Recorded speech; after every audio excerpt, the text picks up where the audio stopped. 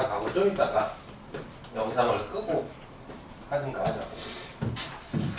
맨 첫 페이지부터 가겠습니다. 물리 시작이고 물리는 뭐 많이들 들어갔을 것 같고 뭐 대충 어렵다, 뭐 까다롭다. 근데 너네 학교 기준으로 말하면 어차피 뭐 공급적 학교가 비슷하지만 어쨌든간 좀 이제 통합과학은 뭐랄까 좀 잔챙이 같은 것도 좀 많고 암기도 좀 많고 막 이런 느낌이라면 그래서 조금 공부하기가 좀 싫은 느낌이 있지.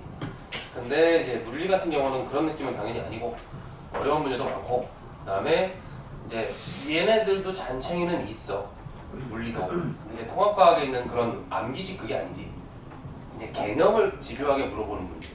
그래서 이제 단순히 문제를 막 풀어내는 것도 중요한데 그거는 이제 한 2페이지, 2페이지나 3페이지, 4페이지 쭉 배치되어 있는 거고 중간중간에 이제 개념을 묻는 문제들이 꼭 있는데 그게 이제 꽤 틀려 애들이. 그래서 그거를 조금 잡아줘야 되고 그다음에 이제 고난도 문제라든가 스피드, 문제 푸는 속도 이거는 스킬을 계속 배우면서 빨리 풀어내는 게 중요하거든. 그래서 내가 항상 하는 얘기인데 물리 문제를 풀어내는 것 자체가 중요한 게 아니고 빨리 푸는 게 중요한 거라서 그러니까 시간만 충분하면 문제는 다 풀 수 있어. 너희 하다 보면 풀리니까. 근데 그런 개념이 아니고 50분 내에 풀어야 되잖아. 수능은 30분 내에 풀어야 되고 그 시간 제한이 너무 빡센 거야.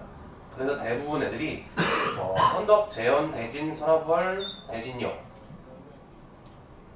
여기까지 이렇게 메인 학교들은 그 20몇 문제씩 나오는데 그거를 끝번까지 못 푸는 애들이 거의 절반이야. 그러니까 그거를 내가 풀었는데 틀린 게 아니고 아예 끝까지 못 가는 거야. 그게 문제지. 그래서 그거를 빨리빨리 해야 되는데 겨울방학 때 내가 예고했던 대로 역학 파트를 좀 확실하게 구워 살려보자. 이걸 정확하게 해놔야 1학기 중간이 나온다, 점수가. 그게 나오고 그 다음부터는 약간 단원들이 라이트해지니까 그때부터 대비를 해서 충분한 시간이 나오는데 1학기 중간이 너무 벅차다는 거지. 그게 일단 성적이 망해버리면 애들이 의지가 꺾이거든. 그래서 일단은 1학기 중간을 타겟팅을 좀 세게 하자. 그래서 역학 파트를 갈 건데 오늘은 내가 첫날이어서 어려운 내용은 좀 많이 빼고 일부러 뺀 건 아니고 첫날이니까 딱히 어려운 내용이 없지. 이제 그냥 가볍게 할 건데 개념 위주로 하고 문제는 내가 한 글쎄요 4-5문제 정도 풀어줄 건데 평균치에 그런 식으로 해서 가볍게 확인하는 느낌으로 대벌레 그 친구는 항상 앉은 키가 커가지고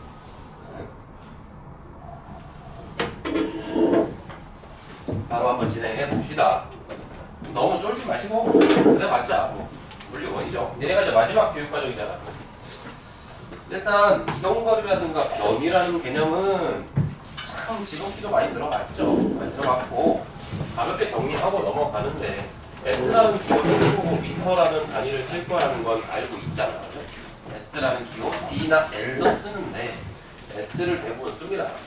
이동거리는 그냥 이동한 총량이죠. 이동한 총량이어서 우리가 이걸 이제 물리학 2에서는 스칼라라고 불러서 방향이 없는 물리량이다 이렇게 표현하죠. 방향이 없다는 건 그냥 크기만 있다. 크기만 있다는 뜻이야. 그런데 이 친구는 크기에 신경 안 써도 됩니다. 그냥 이동한 거리를 총 몇 미터인지 그냥 말해주면 되는 거고. 벡터라고 부르는 물리에서 변위가 이제 벡터의 한 종류인데 벡터는 물리학에서 방향이 있는 물리량을 벡터라고 하죠. 이것은 크기와 방향까지, 크기 플러스 방향까지 모두 고려를 해서 뭔가를 계산하거나 표시해 줘야 된다. 이런 개념이야. 어렵진 않죠. 그냥 뭐 그렇다는 건데 그런가 보다 하면 되죠. 여름방학 때도 내가 한번 얘기해줬는데 이 변이가 항상 문제지. 이 친구가 아주 많이 중요해지는 개념이지. 저 변이라는 개념에서 파생된 개념이 쭉 나오는 거니까 이 변이에서 뭐가 나오는 겁니까? 속도 나오는 데 있고 가속도 나오는 데 있고 가속도가 나오면 자연스럽게 누구랑 연결돼? 약간 머릿속에 마인드맵을 그릴 줄 알아야 되겠지. 물리학원은 좀 이 과목 자체가 단원이 좀 큰 과목이다 보니까 이렇게 뭐라고 해야 되지? 지역적으로 공부하는 건 안 되고 흐름을 알아야 돼. 흐름을 큰 틀을 알아야 된다. 그래야 종합형 문제가 나왔을 때 어떤 개념을 적용할지를 알 수 있어요. 이 문제는 생태계 문제구나 이렇게 딱 명확한 문제가 아니란 말이야. 이게 운동량 문제인지 에너지 문제인지가 헷갈린다. 그러니까 이제 큰 틀을 보아야 된다. 그걸 못 보면 가속도가 나오면 자연스럽게 F로 MA에서 힘이 튀어나오죠. 힘이 튀어나온다는 건 여기서 이제 운동량이라든가 충격량이 튀어나오는 거고요. 그게 튀어나오면 마지막으로 1과 에너지까지 튀어나오게 되어 있지. 여기까지가 여러분 1학기 중간고사가 되는 거야. 근데 물리학에서 어렵다는 내용은 여기 다 있죠. 물론 뒤에도 곳곳에 조금 변수들이 포진해 있지만 대부분 1학기 중간고사 여기까지의 시험 범위를 갖는 학교들이 대부분인데 그게 어렵고 그게 이 녀석이 출발이다 이거지. 그래서 변이는 조금 중요하고 변이는 위치의 변화량의 줄임말이다. 자 이제는 여름방학 특강이라든가 예전에 겨울방학 때 선행 이런 개념이 아니고 지금 나는 마인드 자체가 내 마음이 이미 여러분들 중간고사를 대비를 약간 생각을 하고 있단 말이죠. 그래서 개념적인 거를 놓치면 안 되고 개념적인 거를 약간 이렇게 말하지 끄덕끄덕만 하면 안 되고 생각을 조금 해줘야 되는데 지금 좀 와닿지 않을 것 같은데 위치의 변화량이야. 얘들아 물리에서는 이 변화량이라는 단어가 참 많이 나와. 그러니까 결국에 물리는 이렇게 말하면 무슨 철학자 같은데 사물의 이치를 줄임말이 물리거든. 사물의 이치 그래서 물리란 말이야. 사물의 이치인데 사물의 이치라는 게 결국에는 이제 이 세상을 구성하는 물질들이 변화하는 이유가 뭔지를 밝혀내는 학문이란 말이지. 생각해봐. 세상의 모든 물질이 가만히 있다고 생각하면 그죠? 원인과 결과를 찾을 이유가 없잖아. 근데 얘네들이 이제 변하고 충돌하고 막 이런단 말이야. 증발도 하고 막 이런 걸 왜 그렇게 하는지를 연구하는 게 물리인 거지. 그러니까 변화량이 제일 포인트인 거야 항상 얘네들. 그러니까 변화량은 델타라는 기호를 쓴단 말이죠. 델타 뒤에다가 이제 뭔가 알파벳을 쓸 건데 위치의 변화량이라고 하면 이 친구는 델타 S 이렇게 써지겠지. 당연한 얘기지만 위치의 변화량은 나중 위치에서 처음 위치를 빼주면 될 거라고. 까먹으면 안 됩니다. 항상 우리가 변화량이라고 하면 나중 값에서 처음 값을 빼는 겁니다. 나중 값에서 처음 값을. 잊으면 안 돼요. 나중 값에서 처음 값. 이게 생각보다 뒤로 가면 얘네가 잘 안 지켜진단 말이야. 나중 값에서 처음 값 깨는 게 어려운 것도 아닌데 이게 잘 안 된다. 근데 이게 좀 골 때린 게 XY 축이 있을 때 어떤 좌표가 있어. A라는 한 좌표가 있고 B라는 좌표가 있으면 A에서 B까지 뭔가 좌표가 변했다라고 하면 보통 우리는 이렇게 해서 직선으로 이만큼의 변화가 있다고 얘기하지. 맞죠? 이만큼의 변화가 있다. 그러면 잘 생각해보라고. 얘들아 A점이 이 위치 하나만 만약에 생각을 해봐. 그냥 이 좌표 하나만. 그럼 이 좌표 하나만 가지고 얘한테 위치, A 위치에 방향이 있어? A 위치에 방향이 있냐? 좌표는 있겠죠. X1, Y1 뭐 이런 게 있겠지. 근데 그게 방향은 아니잖아.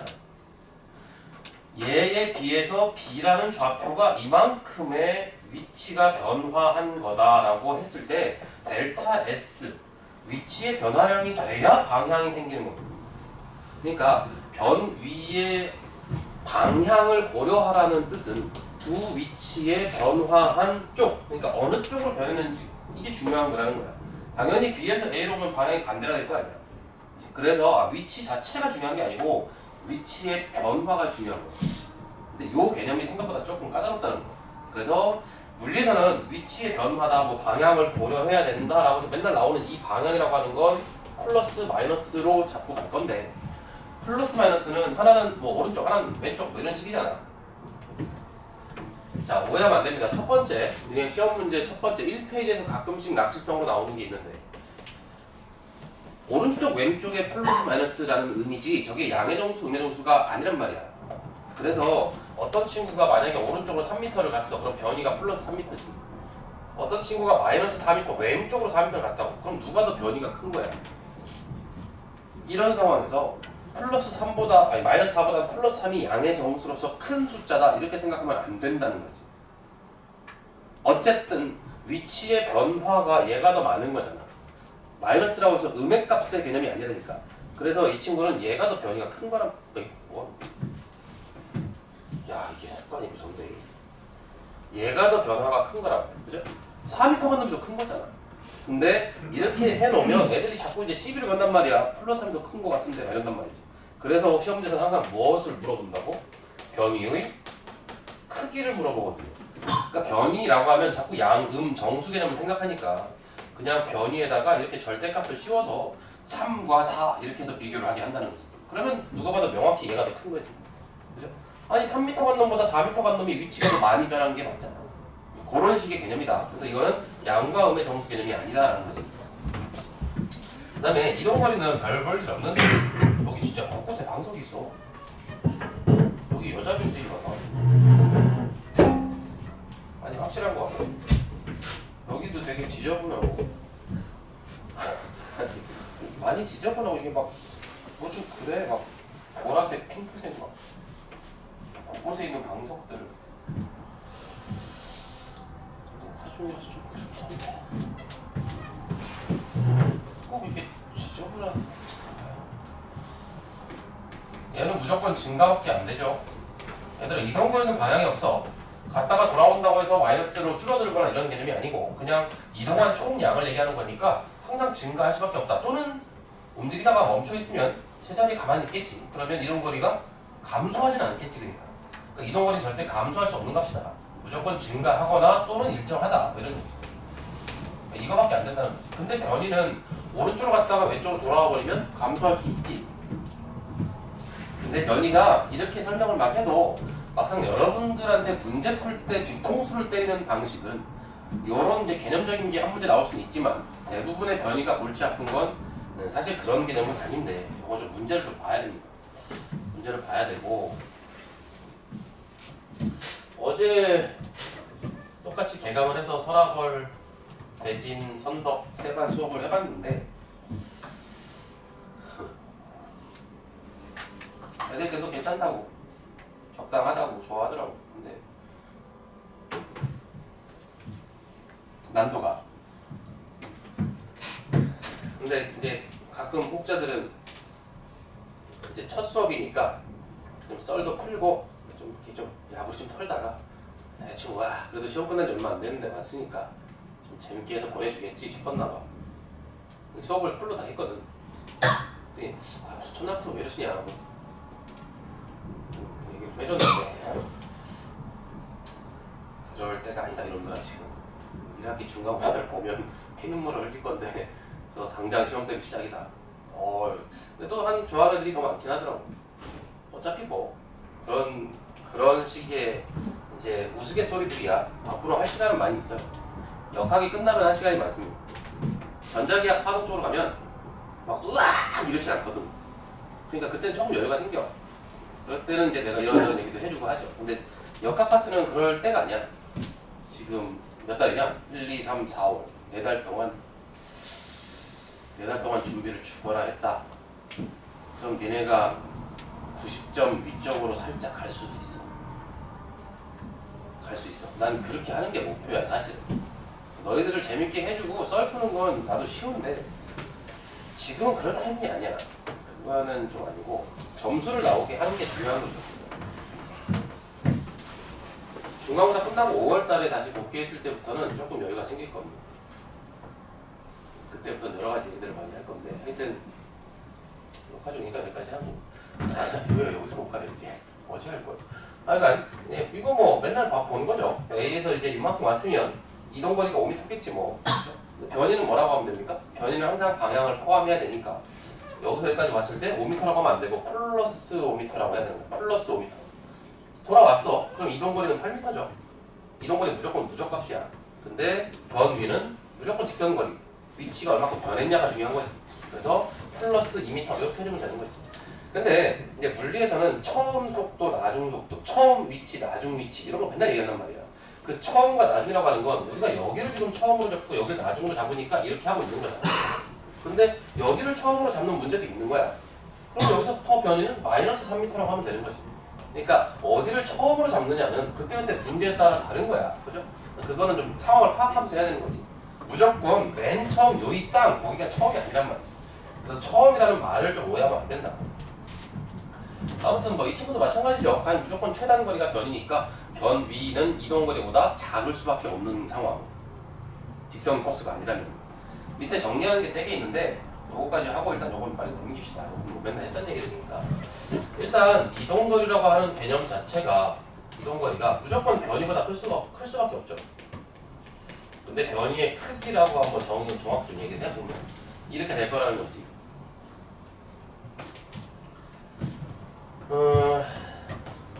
이동거리하고 변이의 크기가 같은 경우도 있어, 그죠? 얘들아, 어떻게 하면 이동거리랑 변이의 크기가 같을 수 있지? 그렇죠. 그러니까 물체가 어떻게 움직여야 되냐면 직선상에서 움직여야 돼. 직선상에서의 운동인 거야. 그런데 이 직선이라는 말을 애들이 조금 쉽게 생각하는 것 같아. 얘네도 한번 테스트를 해봐야겠다. 좀 이따가 또 다른 소리 하나 못하나 봐야지. 여기서 물리학에서 직선이라는 표현은 같은 방향으로 쭉 가다는 얘기거든.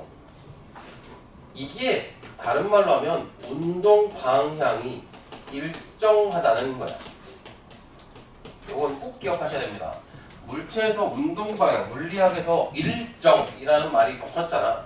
그러면 같은 코스를 반복한다는 게 아니고 쭉 그냥 직선이어야 되는 거야. 직선을 제외한 조금이라도 커브가 틀렸으면 운동 방향은 바뀐 거야. 기억해야 돼. 내가 지난번에 한번 얘기했을걸? 얘네 1년 선배 그 물리 전교 1등한 친구가 지금 이걸 틀렸어. 이걸 틀려서 97점으로 1등을 했단 말이야. 근데 틀린 문제가 이거라고. 웃기지? 어려운 문제 다 풀고 하늘의 계시를 받았대. 모르겠어. 하여튼 갑자기 이상한 짓을 하더라고. 근데 지금 물리 강사가 되겠다는 꿈을 꾸는 친구인데 지금 그러고 있단 말이지. 그래서 이게 생각보다 애들이 잘 틀려요. 잘 낚여. 그리고 학교쌤이 그걸 알기 때문에 이제 약간 꼬시지. 살짝 이렇게 살살 긁으면 애들이 싹 넘어가. 채점할 때 좀 이제 현타가 오는 거죠. 아무튼간 곡선상에서 움직이면 조금이라도 만약에 커브가 있었다. 이렇게 되면 무조건 이동거리가 클 수밖에 없는 거고. 직선상으로 쭉 갔으면 같을 수밖에 없지. 그러니까 이동거리가 변이보다 작을 수는 없다는 얘기지. 그 다음에 이동거리는 무조건 움직이기만 했다면 이동거리는 누적값이죠. 얼만큼 움직였는지를 그냥 더해주면 되는 거거든요. 이걸 그래프로 그리면 어떤 현상이 생기냐면 이렇게 해서 그래프를 시간에 따른 이동거리 그래프를 그렸을 때 절대로 얘가 가다가 휘어질 수는 있어도 그죠? 가다가 밑으로 꼬꾸라지는 일은 없는 거지. 이건 안 되죠. 그지? 꼬꾸라질 수는 없다. 딱 여기 맨 꼭대기까지. 이 이후에 얘가 밑으로 떨어지는 건 말이 안 된다. 무조건 위로 이렇게 올라가야 된다. 이동거리는 감소할 수 없다는 거 반드시 기억하시고 그래프를 가지고도 가끔 물어보니까 이런 식의 것들이구나 알아주면 되죠. 이동거리랑 변이는 뭐 이런 얘기고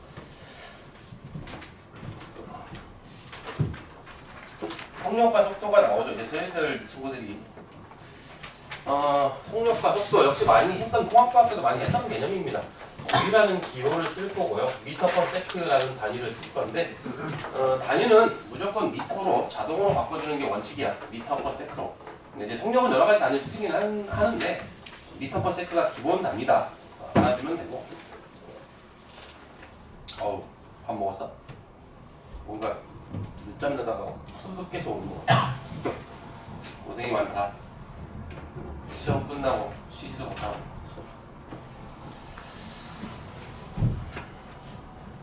참 쉬고 싶을 텐데. 그래도 이렇게 오는 애들이 있어. 대부분 80% 90% 애들은 출석하잖아.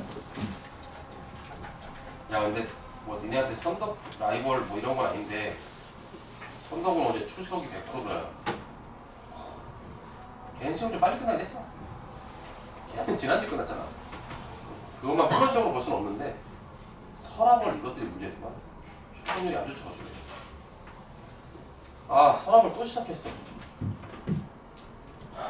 내가 한 말했지. 서랍을 2학년 올해 6명 내고 시작해서 25명 만들어가지고 1등급 내가 다 가져왔댔잖아. 한 명 내고 엄청난 성과를 낸 말이야. 근데 어제 이제 소문 좀 났겠지 했더니 또 7명 앉아있더라고. 두통이 막 이걸 1년 동안 또 해야 돼. 머리야. 괜히 서랍을 생각했다. 아니 속력과 속도인데 이 친구는 이제 단위 시간당이 들어갑니다. 단위 시간당. 근데 2학년 단톡방이 아직 있으니까 야 너무 새끼들아 홍보 좀 하랬잖아. 7명 앉아있다고 막 그랬더니 애들 웃겨 죽겠대. 다 웃고 난리 났어. 웃어? 내가 또 1년 동안 얼마나 힘들어야 되는데. 단위 시간당 거리를 따지면 속력이고 단위 시간당 변위를 따지면 속도가 되는 거지. 단위 시간당이라는 말을 참 애들이 명확하게 못 잡는 것 같은데 이 단위라고 하는 이 표현이 뭘 의미합니까? 숫자 얼마? 1. 1 땡땡당 이런 얘기죠. 그러니까 1초당일 수도 있고 1시간당일 수도 있는데 여기서 말하는 이 시간의 기본 단위가 우리가 이렇게 세컨드, 그죠? 초라는 단위를 쓰기 때문에 이것은 자연스럽게 1초당 이런 의미가 되는 거야.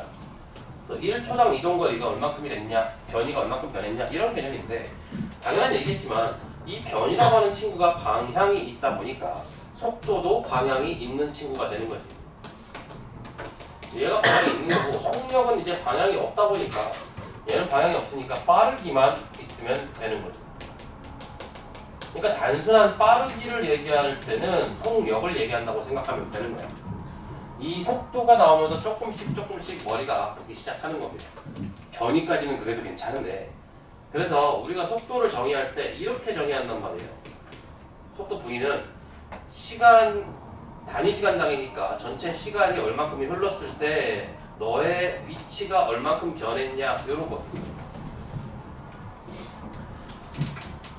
이 콜로 연결되어 있다는 건 얘들아 좌변과 우변이 같다는 뜻이라고 했습니다. 그런데 좌변과 우변이 같다는 건 얘들아 조금씩 어려워져. 이제 가수도 들어가면 좀 위험합니다. 이게 같다는 건 좌변과 우변이 완벽하게 같다는 뜻이고 그것은 방향 또한 같다는 뜻이라고 했어. 그래서 이 속도의 방향이 있을진데, 그죠? 이 속도의 방향이 있을 텐데 이 속도의 방향은 우변에서 시간은 방향이 없단 말이죠. 그지? 그래서 이 변위의 방향을 따라간다 이거지. 그랬을 때 여기 위치 S의 방향을 따라간다고 생각하면 안 되는 겁니다. 이게 델타 S의 방향을 따라가는 겁니다. 델타 S 위치의 변화량. 내가 그래서 아까 얘기했잖아. 위치 자체는 방향이 없단 말이야. 위치의 변화량의 방향이 있다고. 그러니까 이 변화량의 방향을 얘가 따라간다고 생각하면 된다. 근데 요게 집요하게 물어보면 아주 까다로워질 수 있다 이거지.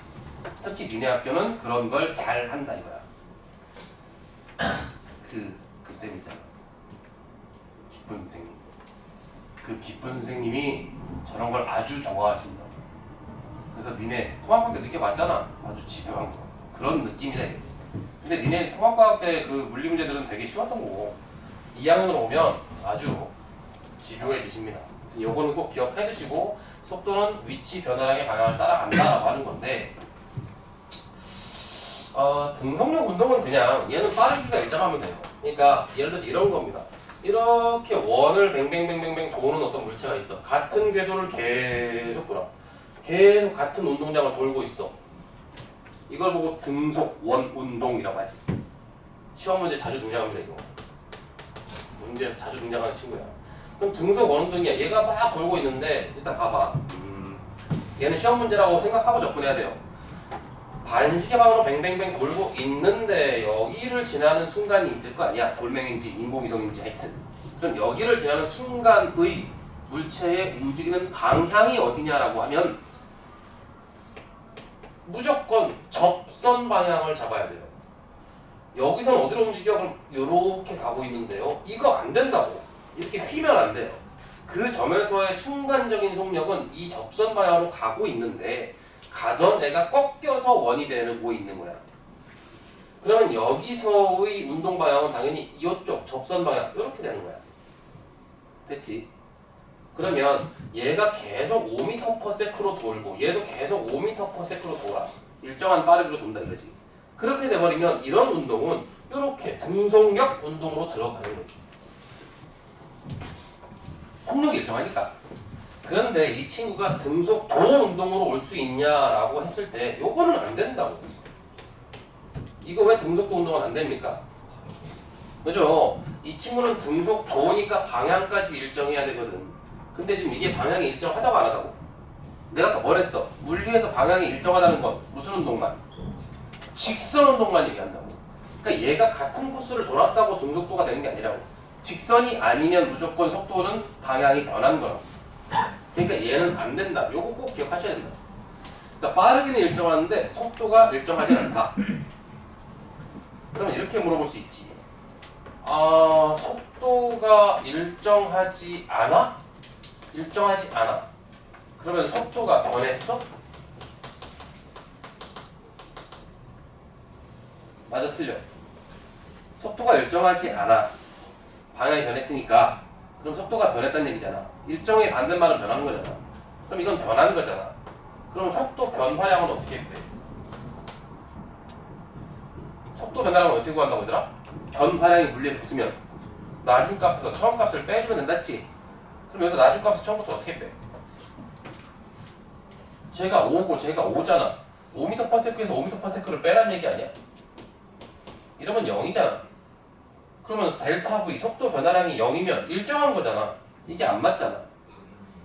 방향을 넣어야지. 근데 방향을 어떻게 넣어? 얘들아, 우리 이걸 좀 보완해야 됩니다. 힘 같은 거 배울 때 이렇게 두 개의 힘이 있으면 이렇게 평행사변형을 그려가지고 두 개의 힘을 합친 하나의 힘, 이런 거 들어본 적 있지? 언젠가 한 번쯤 들어봤을 거 아니야? 중학교 때 문제.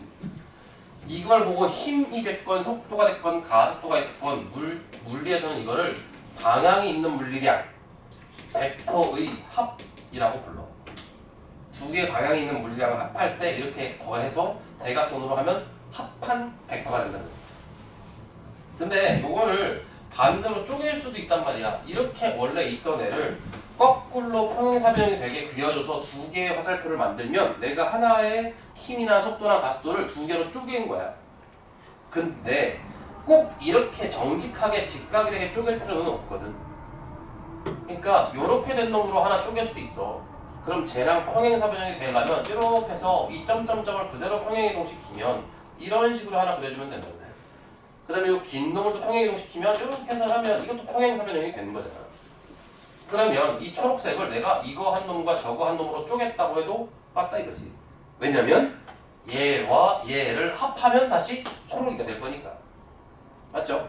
그러니까 하나의 벡터를 두 개로 쪼개는 방법은 무수하게 많은 거야. 엄청 많겠지. 그래서 필요에 따라서 내가 나름 그 상황에 맞게 쪼개서 쓰면 되는 거야. 이렇게 쪼개놓으면 또 두 개로 더 쪼갤 수도 있지 물론. 상관이 없다니까. 몇 번 쪼개든 몇 번 합시. 그런데 지금 이거는 벡터 A와 벡터 B를 더하는 거잖아. 만약에 A-B를 하라고 하면 어떻게 돼? A에서 B를 빼라고 하면 어떻게 하면 되겠어? 수학적으로 이거는 A에 더하기 마이너스 B 이렇게 되는 거잖아. 똑같은 식이잖아.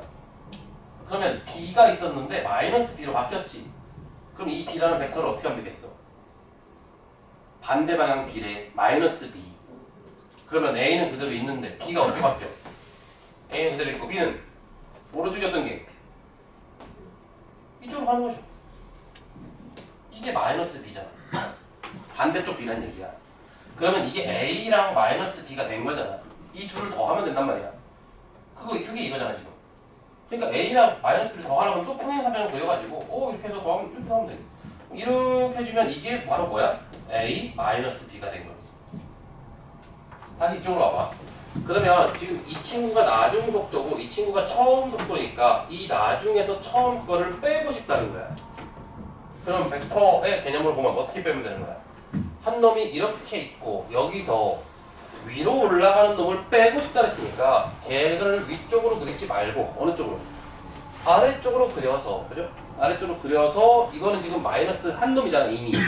얘네 둘을 더하면 되거든. 이렇게 해서 이렇게. 그럼 이렇게 될 거라고 대충. 느낌 맞죠? 이게 바로 뭐냐면 델타 V야. 델타 V가 딱 보다시피 어때? 0이야 이거? 0이면 벡터가 없어야 되잖아. 여기 지금 보란 듯이 존재하고 있잖아, 그죠? 그러니까 이게 델타 V가 0이 아니라는 뜻이야. 0 아니야 이거지. 그러니까 속도의 변화가 있다는 얘기라. 윤기야, 어제 누가 널 견제하고 왔던데.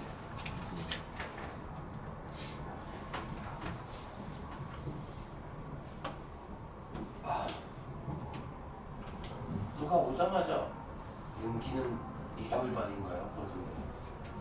왜? 너 윤기야? 그러니까 라이벌이냐? 네.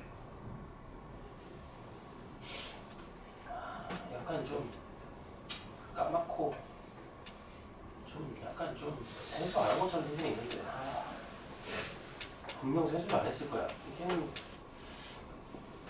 누구지? 누군지 알지 않냐? 세수 안 한 거 같네. 실실 잘 웃어.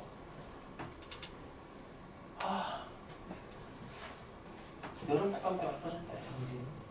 상진? 아닌데. 널 라이벌로 지목하고 물리 잘하더라고. 이번 수능 물리학원 다 풀었는데 다 맞았대.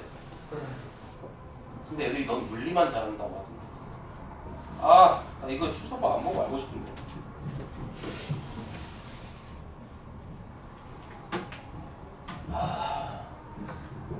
모르겠네. 자존심 상해. 너 라이벌이 많냐? 라이벌 많아? 딱 떠오르는 인간이 없어? 있어 좀. 그러네. 걔 말고 또 비슷한 애가 또 있는데 막 대가리 받고 이렇게 뻗쳐가지고 걔는 상관없는데 걔랑 약간 비슷한데 좀 까맣고. 선행한 친구들 잠깐 테스트 해볼까? 이게 지금 우리 1회차 수업에 대한 내용은 아닌데, 그러니까 몰라도 된다는 얘기지. 근데 윤기가 알 것 같아서. 윤기가 이거 빨간색 화살표를 여기다 그리면 어딜 향할 것 같아? 빨간색 화살표 여기와 여기의 속도 변화량은 원의 중심을 향하게 됩니다. 왜 원의 중심을 향하게 되지, 윤기야? 설마 대충 원의 중심 같아서 한 얘기는 아니지? 이게 지구야. 인공위성이야. 왜 지구를 향하게 돼 있음? 자, 선행한 친구들 잠깐 머리 좀 깨우쳐보자. 속도 변화량은 누구의 방향과 같아? 단위 시간당 속도 변화량이 뭐야? 선행 테스트야 이건. 단위 시간당 속도 변화량이 뭐야? 가속도잖아. 1초당 속도가 얼마큼 변했냐는 거지. 가속도가 방향이 있다 없다? 방향이 있는 물량이지. 가속도잖아. 그럼 가속도는 누구의 방향 따라가지? F는 MA? F는 MA. A가 가속도잖아. F는 MA 중에 M이 있어? M이 방향이 있어? M은 방향이 없잖아. 그러니까 가속도는 힘의 방향을 따라가겠지. 인공위성이 왜 돌아? 지구가 중력으로 당기니까 도는 거 아니야. 지구의 중력이 어느 쪽이야? 여기서 지구 중심 쪽이잖아. 그러니까 이게 힘의 방향이자 가속도의 방향이자 속도 변화량의 방향이야. 그러니까 속도 변화량의 방향을 구하면 무조건 지구, 그러니까 원의 중심 쪽을 향할 수밖에 없지. 맞지? 선행한 친구도 잠깐 좀 생각을 했어야 돼. 지금 지금 1회차 수업 내용은 아닙니다. 이거는 나중에 힘 단어를 다시 할 건데. 아무튼 그래서 속도 변화량의 방향을 구하면 무조건 이쪽이 될 수밖에 없다고. 하나만 더 나가볼까? 그러면 여기서 또 한 여기까지 왔어. 이렇게 있어. 그럼 얘하고 얘의 속도 변화량을 구하면 또 어디겠습니까? 얘와 얘의 속도 변화량을 구하면 화살표가 또 어디를 향하겠냐? 마찬가지겠지. 이렇게 이 속도 변화량의 방향이 곧 누구의 방향이라고? 힘의 방향 전에 속도의 변화량의 방향은 곧 누구의 방향? 큰일 났네 이거. 큰일 났어 이 친구. 너무 무리인가? 원래 수업대로 할까? 실망스럽다.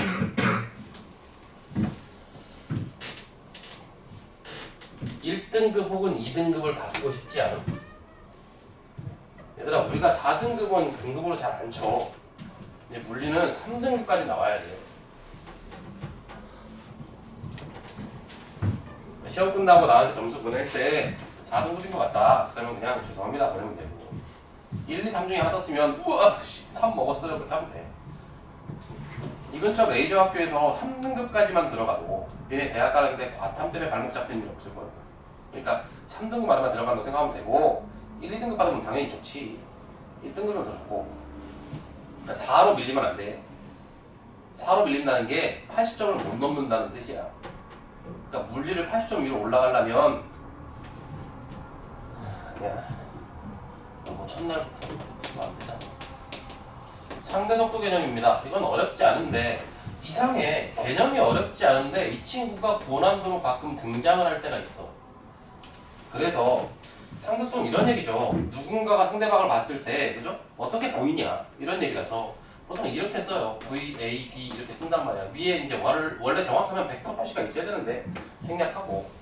상대속도는 어렵지 않습니다. 개념 자체는 상대방의 속도에서 내 속도를 빼주면 끝나. 그런데 속도 개념이라서 방향을 고려해서 방향을 잘 써서 식을 써야 된다는 거. 여기에서 VAB라고 쓴 이 표현은 이런 거죠. A에 대한 B의 상대 속도 이런 의미야 이게. 저 순서를 바꾸면 VBA라고 쓰면 B에 대한 A의 상대 속도가 된다고. 그래서 순서는 잘 지켜보면서 풀어야 되고. 만약에 A가 여기 있는데 얘가 오른쪽으로 3m/s로 가는데 B가 있었어. 근데 걔가 오른쪽으로 5m/s로 가면 이때 VAB를 구해라. 그럼 상대방의 속도에서 내 속도를 빼면 돼. 되게 쉽죠. 근데 상대방의 속도가 5m/s인데 오른쪽이잖아. 방향을 고려해야 된단 말이야. 우리는 오른쪽을 계속 이제 플러스로 할 거란 말이지. 그러니까 얘는 플러스 5에서 빼기 플러스 3 이 개념이야. 그래서 플러스 2로 보여요 라고 하면 되지. 쉽죠? 이걸 못하는 사람이 어딨어? 이건 초등학생도 할 수 있지. 할 수 있나? 우리 아들한테 찾아봐야겠다. 아니야. 괜히 시켰다 못하면 짜증난다고. 그럼 BA 하면 어떻게 돼? 상대방의 속도라는 게 A의 속도가 되는 거죠. 이렇게 빼주면 이게 마이너스 2m/s로 보인다. 당연히 얘와 얘는 크기가 같아야겠죠. 크기는 같아야겠지. 서로 상대방을 보는 건데. 그러니까 이게 상대속도 개념이야. 되게 쉽잖아. 그냥 상대방에서 내가 그걸 빼면 되는 건데 또 모르는 또 괜히 또 이런 걸 굳이 할 필요 없어 보이긴 합니다. 또 높아심에서. 그죠?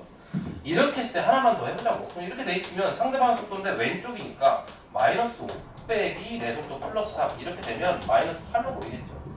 이게 상대속도 개념이야. 되게 쉽잖아요. 근데 이게 왜 고난도 문제에서 등장을 하냐면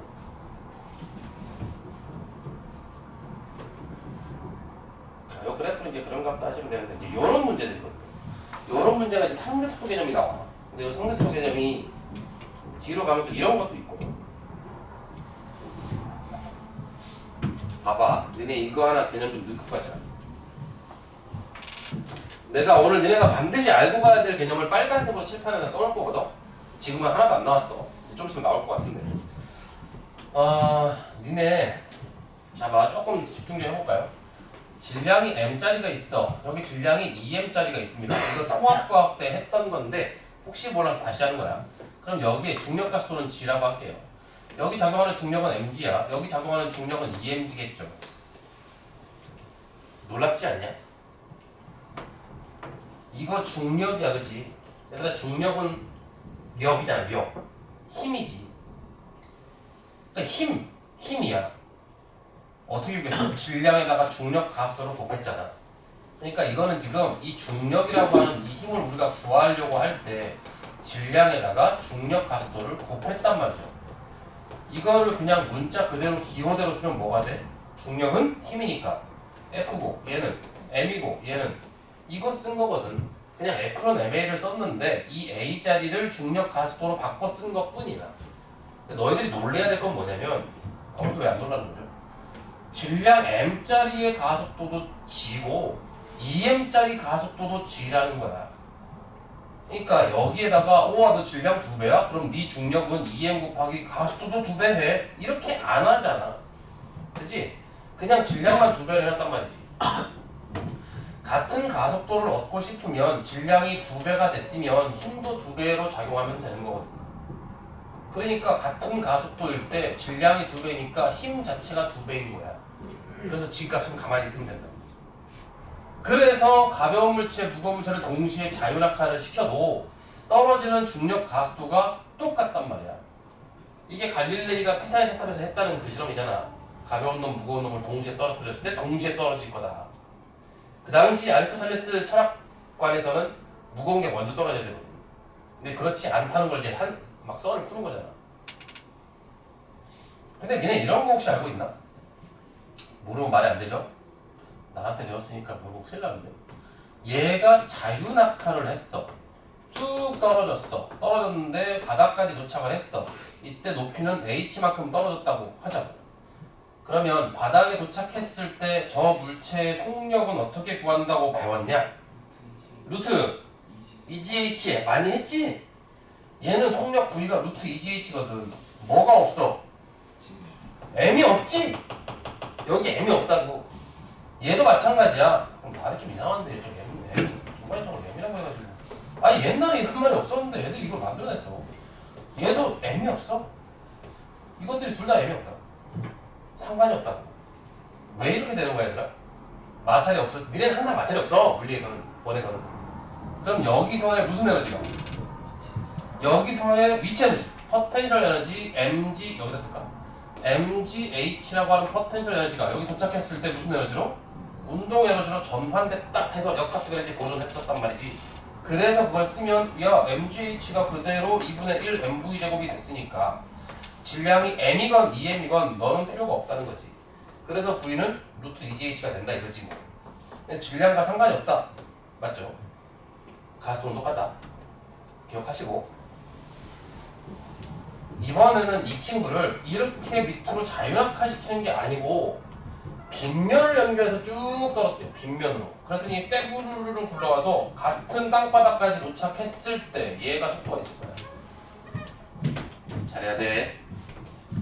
이 땅바닥에 도착했을 때 속력은 또 루트 2gh일까? 예.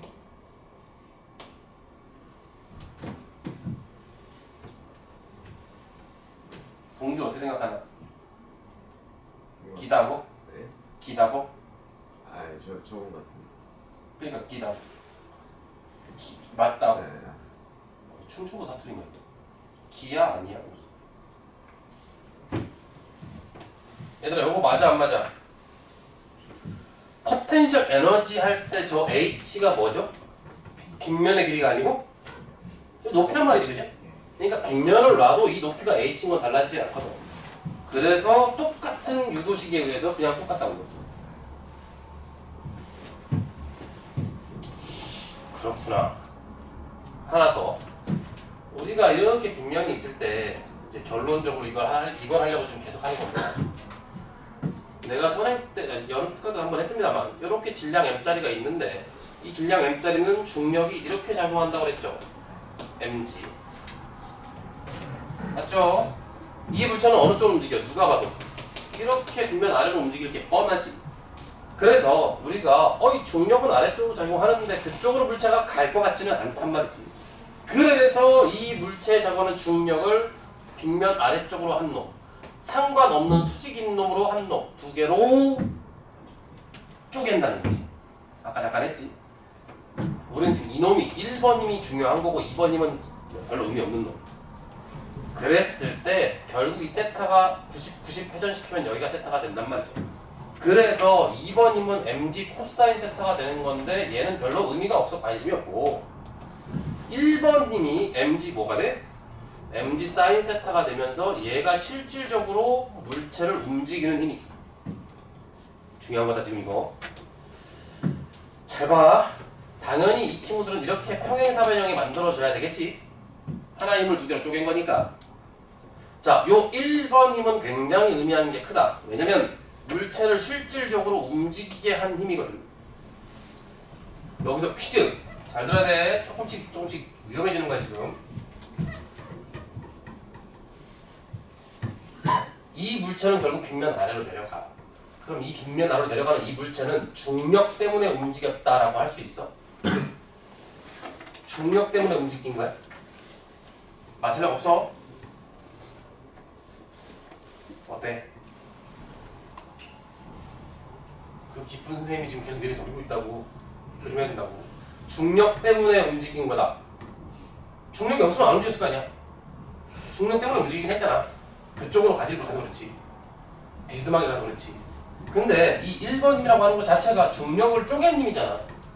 이걸 뭐라고 불러? 중력의 군력이라고 한다. 중력의 군력이라고 하는 거는 항상 여러분들 곁에 있어. 니네 중력 없는 세상 없지 지구에서. 중력은 항상 있잖아 맨날. 그것처럼 비스만면이 나오면 중력을 쪼갠 중력의 분력은 항상 있는 친구야. 이 친구를 절대 머릿속에서 지우면 안 돼. 중력의 분력이라는 놈.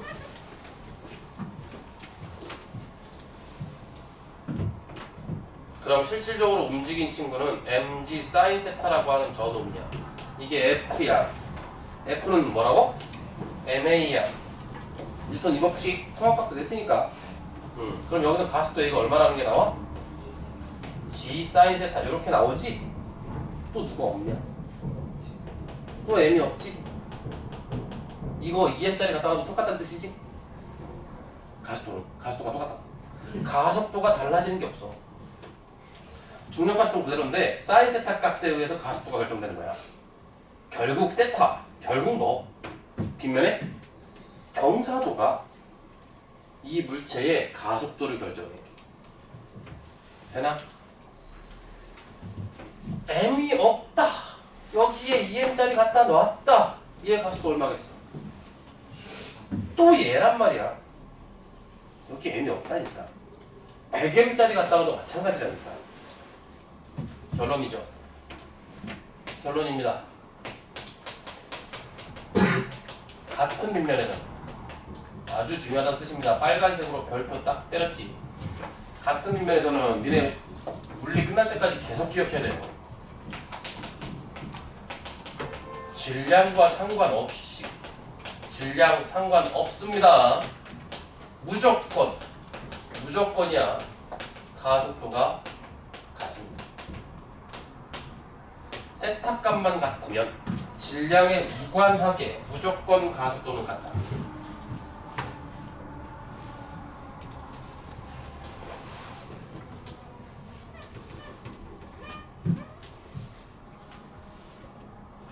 요 긴 얘기를 하려고. 아이고.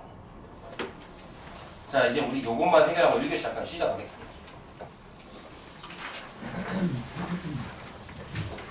자, 우리는 이 얘기를 하려고 지금 여기까지 왔어요. 얘가 A입니다. 얘가 B예요. B를 좀 바꿔주십시오. B를 좀 바꿔주시고. B는 처음에 이렇게 해서 이제 V라는 동력으로 처음부터 가고 있었고, A는 처음에 정지 상태였어.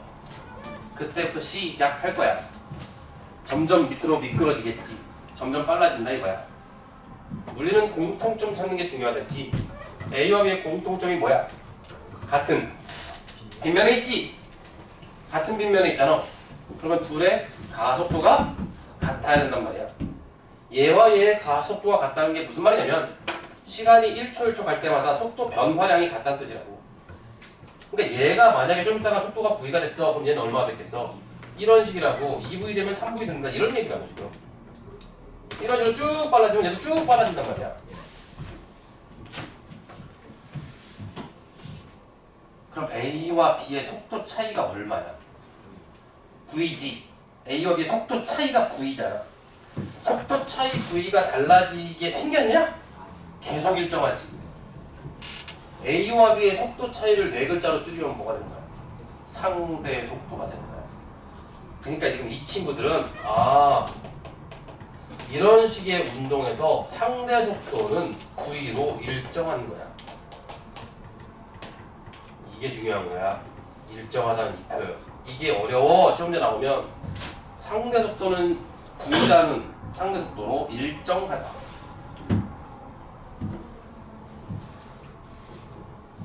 그러니까 둘 사이의 속도 차이는 안 바뀐다는 뜻이야. 둘 사이의 거리, 증가 감소 일정. 둘 사이의 거리, 증가야 일정이야. 둘 사이 거리. 지금 좀 떨어져 있잖아, 저게. 저 거리가 증가해 일정해.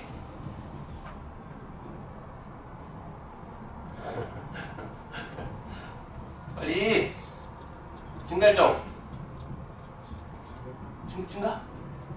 증가 간가? 증가 가냐? 증가 오림? 상대 속도가 일정하다는데. 얘들아 잘 봐, 잘 들어. A가 봤을 때 B의 상대적인 속도가 V로 일정하다는 거지. 그럼 니네가 A야. 니네가 A로서 B를 보고 있는 거야. 근데 B가 V라는 속력으로 일정해 보인대. 그게 뭔 소리야? 내가 가만히 있는데 B가 계속 V로 가는 걸로 보인다. 그럼 나와 제 사이는 계속 멀어지는 거지. 제가 계속 V로 가는 걸로 보인다니까. 이거를 V로 일정해 보인다는 걸 쟤랑 내랑 가만히 있어서 일정해 보인다. 이건 아니지. 그럼 얘가 멈춰 있는 걸로 보이는 거지. 그지? V로 보인다는 건 제가 V라는 속력으로 움직이는 걸로 보인다는 얘기잖아.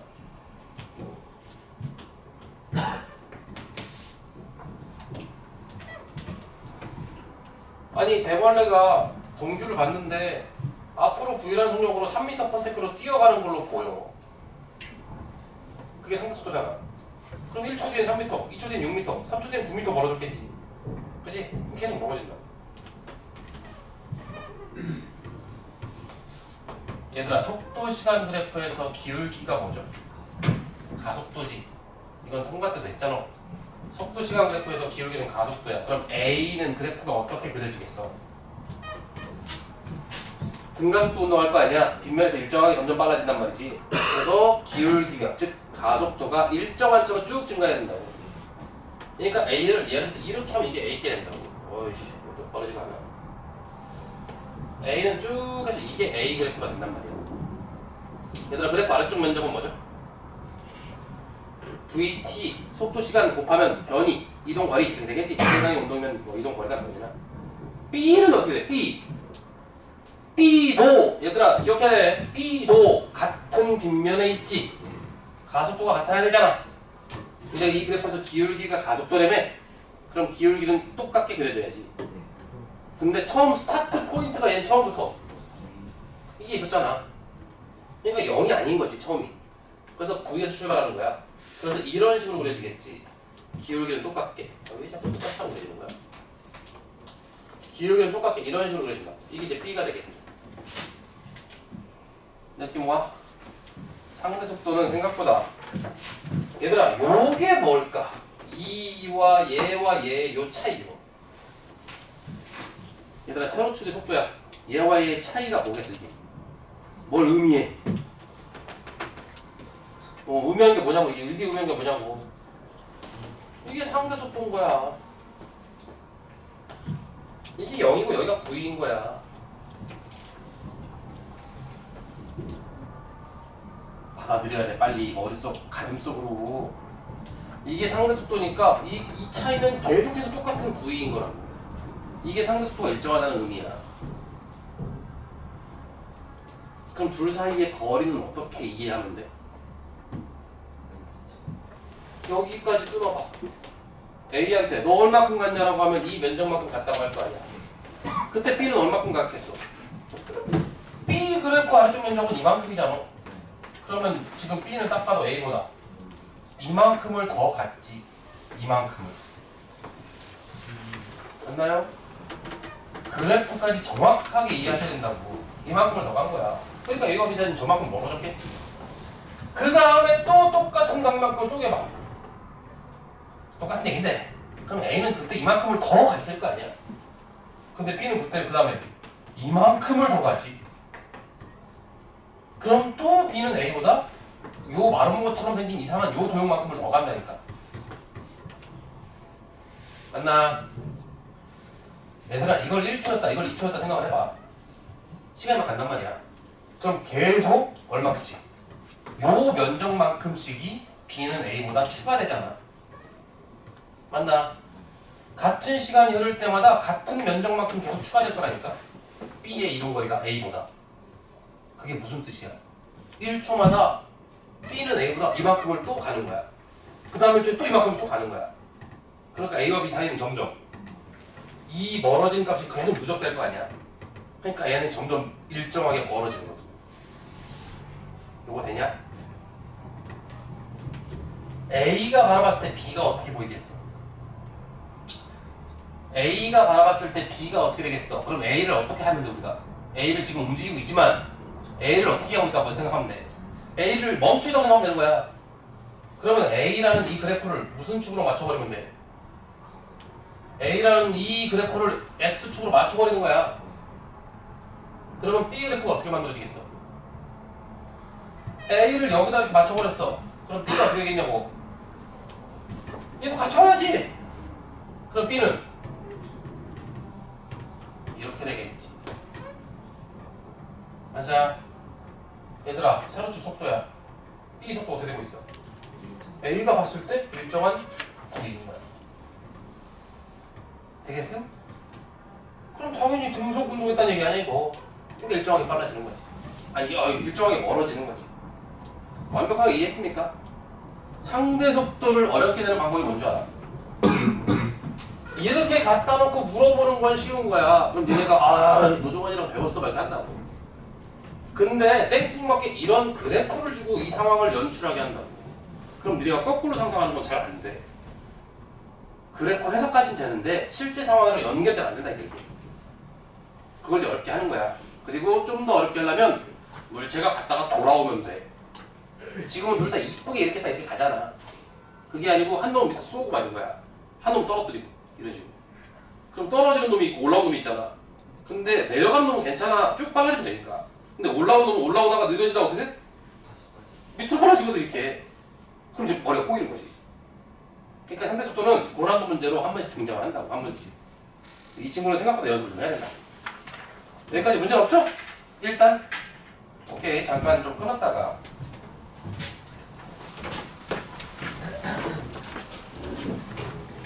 응? 뭔 이름? 아